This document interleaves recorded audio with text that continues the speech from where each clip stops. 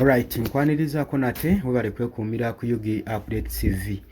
Kakati nno agava mu Democratic Republic of Congo jjukira nti nno ebbanga lyonna eriyise emabega kuva mu ntandikwa ya mwaka guno eggwanga lino erya Democratic Republic of Congo lizze liguluba n'abayeekera ba M23 oluvannyuma lw'okusalako gavumenti n'ebitundu ebisinga n'ebibuga ebisinga mu Democratic Republic of Congo omwali Airport C saako ne border post ezisinga ezaali zihedinga mu kibuga Kinshasa zasalwako abayeekera bano aba M23 era ne bagenda mu maaso n'okuwamba obuyinza era ne bakyusa n'obuyinza munda mu ggwanga erya Democratic Republic of Congo. Kati mbufunze katugambe nti eggwanga lya DRC libadde lifugibwa ebiwayi bibiri omuli ekiwayi ekya gavumenti eya Felix Tshisekedi saako n'abayeekera abakubiribwa bisimwa aba M23 nabo nga bagenda mu maaso n'okubanga balulingako parties ezimu.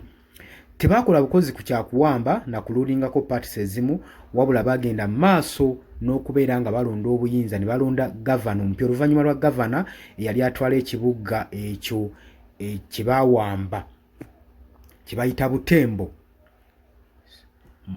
ekiyitibwa Goma oluvannyuma lw'okuwambibwa naye kigambibwawo wakati mu kuwanyisiganya ebyasi nga balwanagana nga bateking over ekibuga kino mwafiiramu gavana w'ekibuga ekyo naye bano abayeekera balabwako nga balonda gavana omupya. Tebakoma okwo okukakasa nti nno obuyinza nabo babugabanyizaamu mu ggwanga erya DRC bagenda mu maaso n'okuba nga bakyusa system empya new banking system oluvannyuma lwa Tshisekedi okulangirira nti no banking system zonna bagenda kuba nga bazisalako era nga n'abakozi aba gavumenti ya Mwami Tshisekedi abaali bawangalirwa mu bitundu byonna mu territories z'abayeekera bajja kuba tebakyasobola kubeera nga bakisesinga misaala gyabwe.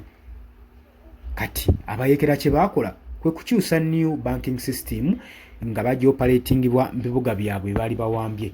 Enfunda eziwerako bagezezaako okuba nga batabagana bakozesa mitiizi ez'enjawulo okusobola okulaba nga bateesa emirembe okuddizibwa mu Democratic Republic of Congo naddala amawanga ag'ebunaayira nga genda mu maaso n'okupressurizinga amawanga gano abiri omuli abayeekera bagambibwa nti no babakingibwa ne Paul Kagame ow'e Rwanda era gye buvuddeko enteesigana zize zigenda mu maaso naye nga ne Kagame tebamutumira mwana naye bamutumira ddala n'abeera mu nkiiko zino okusobola okulaba nga bazza emirembe mu Democratic Republic of Congo. Kakati nno walabiseewo ceasefire deal egenda mu maaso n'okuba nga ekomekkereza olulwana oluli mu Democratic Republic of Congo.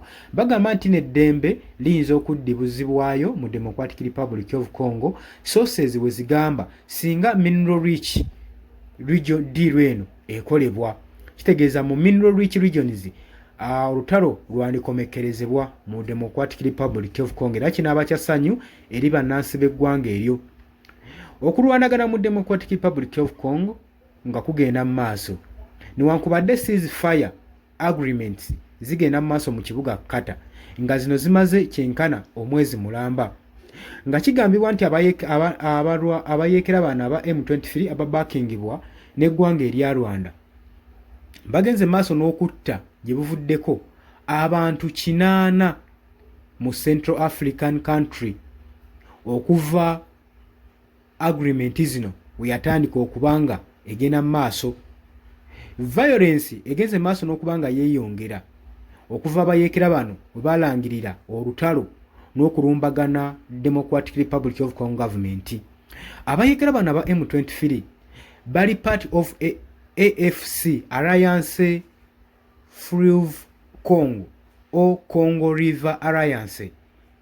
Bano nno nga bakolera mu bitundu ebitundu nga 10 mu armed groups eziwerako nga 10 oba obubinja 10 mu regions. Muno nno mugattirwako n'Abanyarwanda abanyikiddwa nga RDF Rwanda Defence Force nabo kigambibwa nti bayambako abayeekera bano okusobola okulaba nga balisa gavumenti ya Felix Tshisekedi akakanja. Kakati nno eddembe okuba nga liggibwawo n'okuddizibwawo kigambibwa kino kiri wakati wa DRC n'eggwanga erya Rwanda.